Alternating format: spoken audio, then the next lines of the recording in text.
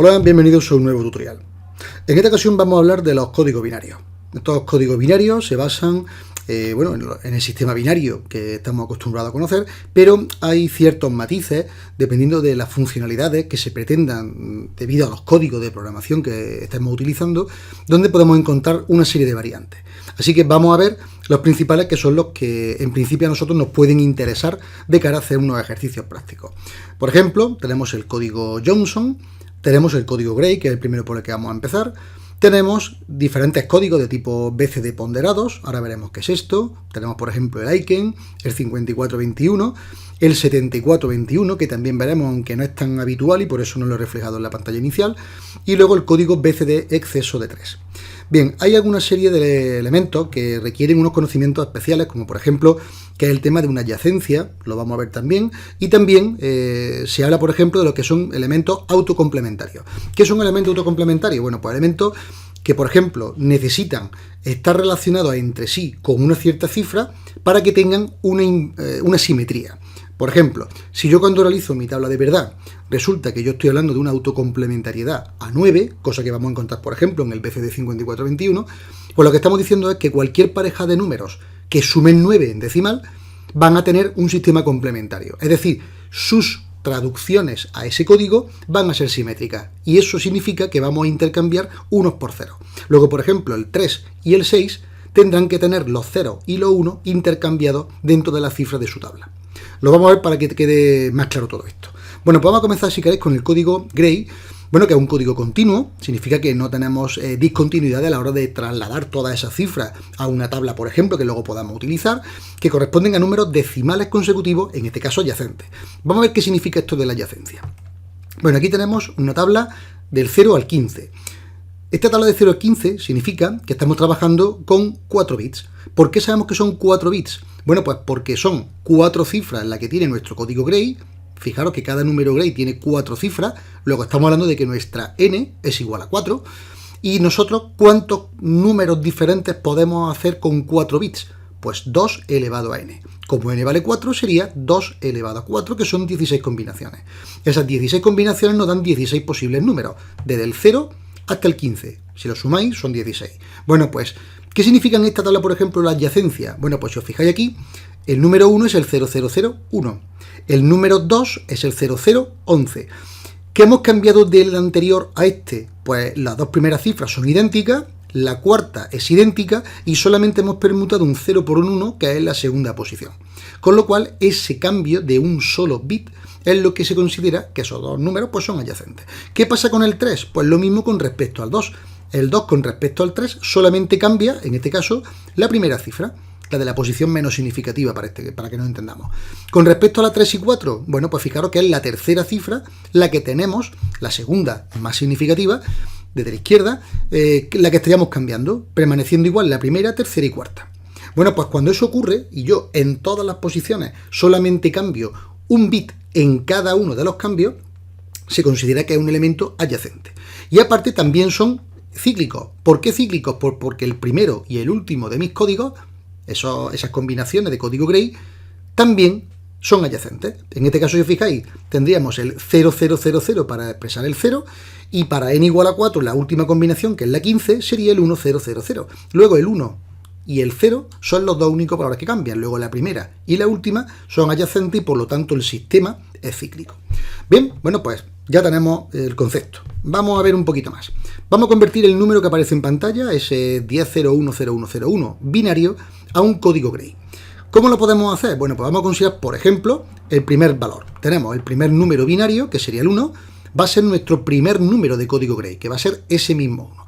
Lo cual, si empezamos en 0, que no tiene mucho sentido, copiaríamos el 0, aunque ya digo que no tiene ningún valor, porque el número 0 en binario a la izquierda, en esa parte entera, no tiene ningún valor, igual que el último número de posición decimal o fraccionaria a la derecha, pues tampoco. Pero bueno, tenemos nuestro 1, lo copiamos. ¿Qué hacemos en el siguiente paso? Bueno, pues vamos a tomar esos dos números de binario, el primero y el segundo, y al sumarlos nos va a dar la segunda cifra de nuestro código Gray. En este caso, 1 más 0 sería 1. Recordad que si queréis, para no perderos a la hora de hacer este tipo de sumas, que en realidad también es muy fácil, porque 1 más 0 es 1 y 1 más 1 es 1, siempre que aparezca un 1 en una suma, va a ser 1 el resultado. Esto es equivalente a considerar dos ramas que están trabajando en paralelo. El 1 sería un interruptor cerrado y el 0 un interruptor abierto. Y al final de nuestro paralelo tendríamos nuestra pila y nuestra bombilla. En el momento en el que yo tenga al menos un interruptor en paralelo que esté operativo, es decir, que esté en 1, el circuito va a hacer que la bombilla se encienda y por lo tanto sea un 1. Luego, cada vez que en alguna de las sumas aparezca un solo 1, siempre voy a tener un 1. Bien, pues ya hemos tenido nuestra segunda cifra. El código Gray empieza por 1 y lo sigue continuando un 1. ¿Qué tenemos a continuación? Pues tenemos dos ceros. Bueno, pues 0 más 0 es 0. ¿Por qué? Pues porque en nuestra analogía eléctrica significaría que en dos ramas en paralelo que están alimentadas por una pila y que alimentan a un actuador, que es una bombilla, un motor, lo que sea, las dos ramas tienen los dos interruptores abiertos. Por lo tanto, no pasa corriente y por lo tanto el elemento actuador, ese elemento de salida, pues no recibe señal y por lo tanto no funciona.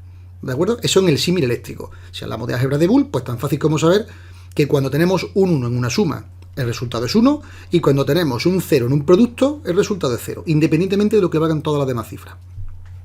Bien, pues ya tendríamos nuestro 0, seguimos haciéndolo, 0 más 1, 1, 1 más 0, 1, 0 más 1, 1, 1 más 0, 1, y 0 más 1, 1. Luego nuestro código binario 1, 0, 0, 1, 0, 1, 0, 1, se traduciría a código Gray como 1, 1, 0, 11, 11, 1.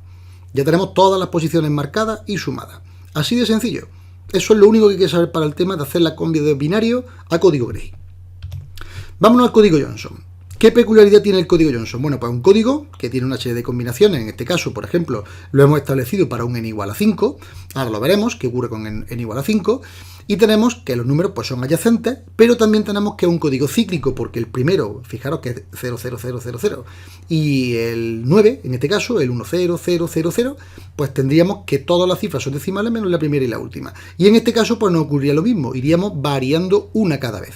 Si os fijáis, empezamos con un 0 total y luego corremos un 1, luego lo vamos corriendo a la izquierda y lo rellenamos, lo volvemos a correr una posición a la izquierda y rellenamos todo, otro a la izquierda y rellenamos todo, todo relleno, y ahora bailamos un 0 y ese 0 lo vamos trasladando a toda la suma correspondiente. ¿De acuerdo? Bien, no podíamos tener ya más porque si hubiéramos dado un siguiente paso, es decir, un número 10, en el número 10 ya hubiéramos tenido que aumentar la posición porque ya no nos valdría este n igual a 5. ¿Por qué? Pues porque no se basa en 2 elevado a n, se basa en 2 por n. Si yo hubiera tomado la posición 10, necesitaría tener aquí ahora el 0, 0, 0, 0, 0, pero ese sería redundante con la posición 0, con lo cual no estamos trabajando con el mismo sistema. Hay que tener claro qué es lo que estamos haciendo. Vamos a convertir 13 en decimal a código Johnson. Por ejemplo, en este caso no llegaríamos a 13. ¿Cuál es la condición que vamos a reunir? Bueno, pues si tenemos que llegar a 13, sabemos que 2n tiene que ser como mínimo igual a 13. Luego, vamos a establecer un número que nos lo permita. Si tú estuvieras trabajando, por ejemplo, con n igual a 2, pues llegaríamos hasta el número 3. ¿Por qué? Porque es 2 por n menos 1, 3. Realmente son 4 combinaciones, pero partiendo del 0, nos quedaría el 0, la 1, 1, 2 y 3. Luego 4 posiciones es hasta el número 3 contando el 0. Bien, pues con dos combinaciones que tendríamos del código Johnson. Empezamos en 0, 0, tenemos un 1, bailamos el 1 hacia la izquierda y luego bailamos el 0. Con lo cual nos quedaría estos 3 resultados. Pero lógicamente nos quedamos cortados en 3, no llegamos a 13. ¿Cómo lo hacemos? Vamos a probar con n igual a 3. Ahora tenemos 3 bits en cada uno de los números. Luego el mismo 0 que para n igual a 2 se formaba con 2 bits, ahora necesitamos 3 bits para formar el mismo número 0. Luego todo esto hay que tenerlo claro, porque nosotros vamos a ir acumulando información conforme mayor cantidad de números vayamos atesorando dentro de nuestro código. Bien, pues ¿hasta qué número podremos llegar? Pues hasta 2n menos 1, es decir, hasta 5. Bueno, pues si tenemos hasta 5, vamos a comprobarlo. Ponemos nuestros 3 ceros, empezamos con un 1, movemos el 1 y lo rellenamos, movemos otra vez el 1, lo rellenamos, comenzamos con un 0, bailamos el 0 hasta llegar a la última combinación. Pero nos quedamos en 5, no es suficiente. ¿Qué hacemos ahora? Nos vamos a ir, por ejemplo, a 7. ¿Y qué pasa con 7? Porque tendríamos con 7, 2 por 7, 14, 14 es mayor que 13, luego 2 por 7, 14 menos 1, nos quedamos en 13. Bien, pues, ¿qué pasa en la posición 13? Fijaros que ahora necesito 7 cifras, 7 bits de información, casi un byte, para poder completar cada una de las posiciones decimales. Bueno, pues, ¿Para qué nos sirve esto? Pues para que yo empiece con nuestras 7 ceros, vayamos haciendo el 1, trasladamos el 1, rellenamos con 3 1, 4 1, 5 1, 6 1, 7 unos completos y ahora comenzamos con un 0 que vamos a ir moviendo hacia la izquierda hasta llegar a la última posición que sería un 1 rodeado, continuado con 6 ceros. Y esa que es la posición número 13 sería el número 13 trasladado a nuestro código Johnson.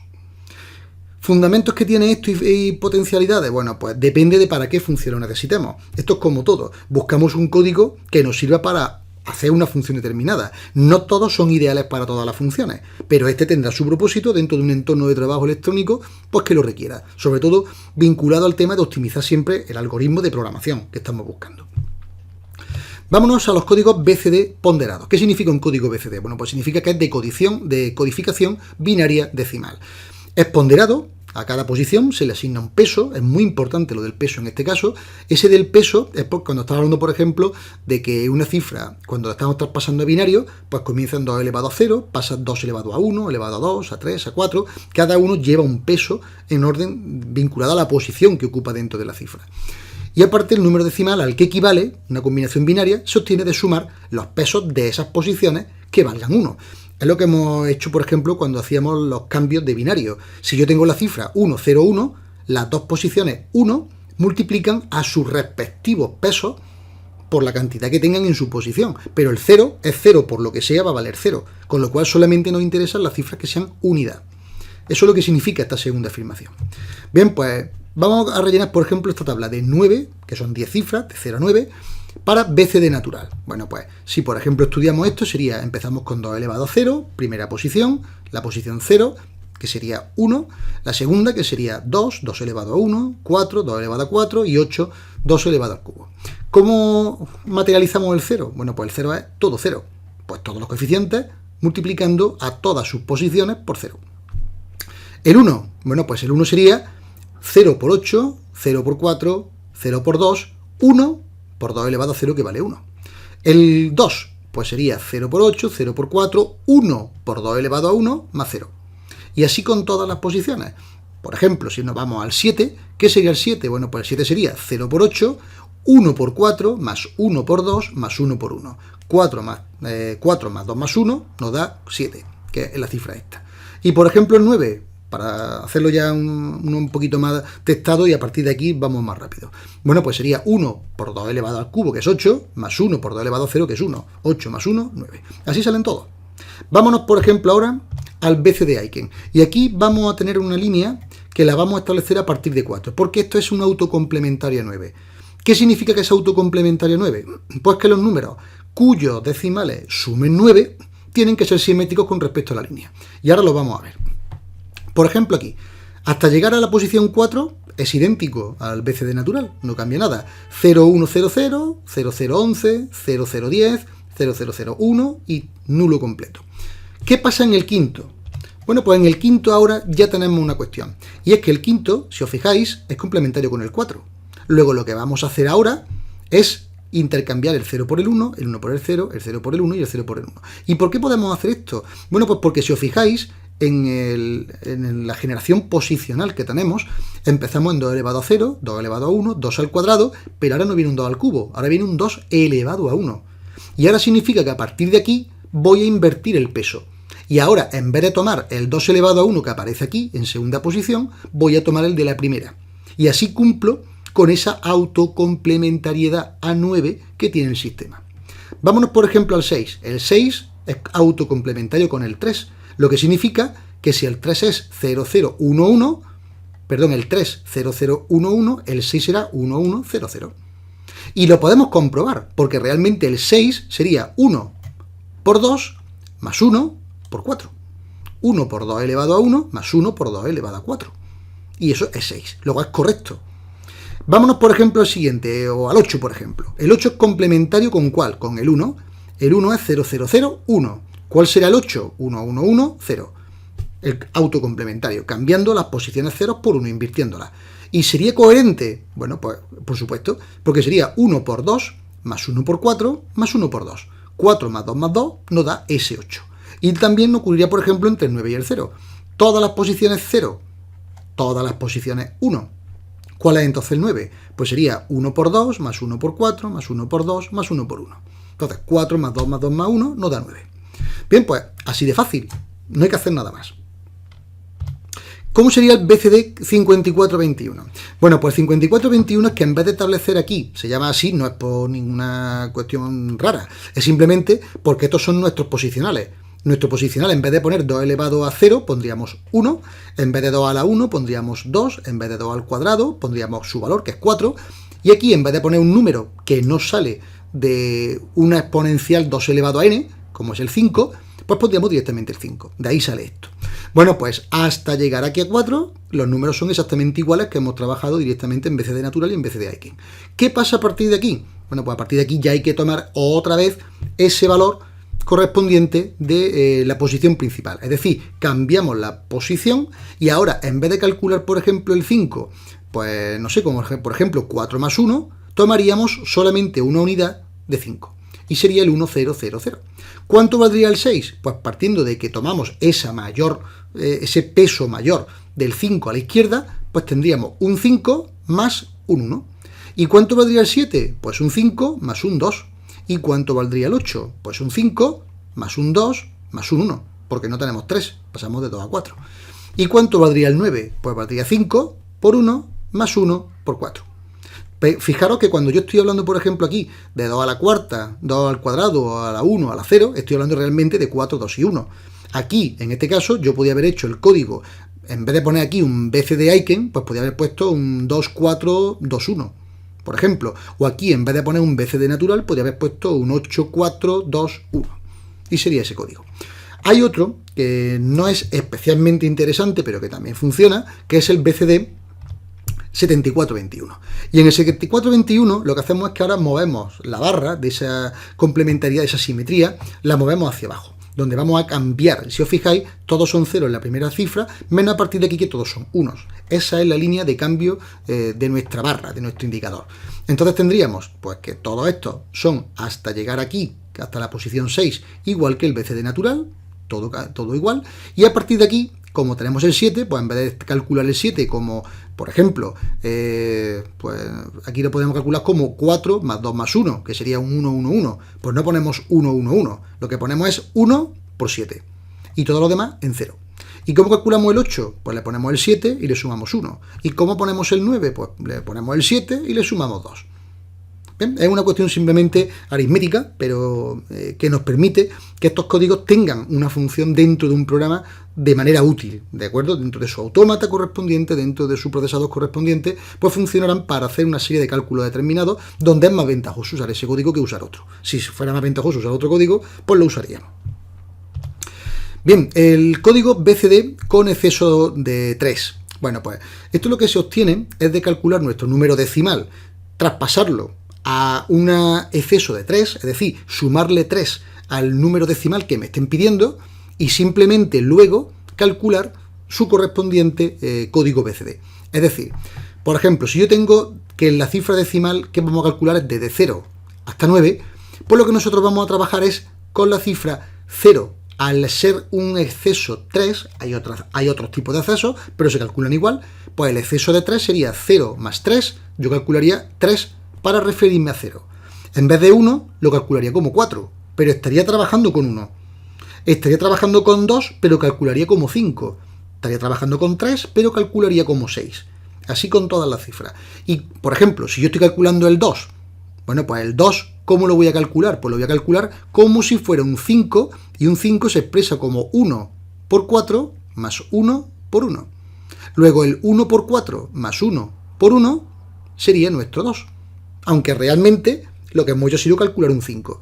Es como una especie de resto de módulo de congruencia, algo parecido, pero traspasado a algoritmo. ¿Esto por qué tiene su implicación? Bueno, pues porque luego los números se descomponen en las operaciones intermedias, tenemos nuestra mantilla, tenemos nuestros números fraccionarios, hay que hacer algún tipo de agrupamiento y en algunas ocasiones conviene trabajar con este tipo de excesos, pues porque nos conviene a la hora de ajustar matemáticamente las operaciones. Bien, si os fijáis, por ejemplo, también tenemos esa autocomplementariedad 9, con lo cual la cifra, por ejemplo, 3 y 6, que sería estas dos de aquí, la 3 y esta la 6, que realmente la 3 y la 6 estamos hablando en las posiciones reales, no en las posiciones modificadas. No estoy hablando de esta 3 con este 6, que no lo cumple, sino con la 3 decimal y la 6 decimal, la original. Esa sí cumple esa autocomplementariedad porque es 0, 1, 1, 0, y aquí sería este 1, 0, 0, 1. Luego están invertidos los ceros con los 1. Si nos vamos a otro, por ejemplo, como el 1 y el 8, que también suman 9, el 1 y el 8 real decimal, no el de exceso 3, nos quedaría 0, 1, 0, 0 y este 1, 0, 1, 1. Y así podemos ver que efectivamente se cumple. Por supuesto, todos los elementos intermedios son adyacentes, no se repiten, no consecutivos, etcétera, etcétera. Bien, pues hasta aquí este tutorial que espero que haya sido de interés sobre los distintos sistemas que se pueden encontrar, esos códigos binarios que no son los habituales de encontrar, pero que también podemos utilizarlos para hacer ejercicios que nos pueden aparecer en diferentes textos, que espero que haya sido de tu interés y solamente me queda emplazarte hasta el próximo tutorial.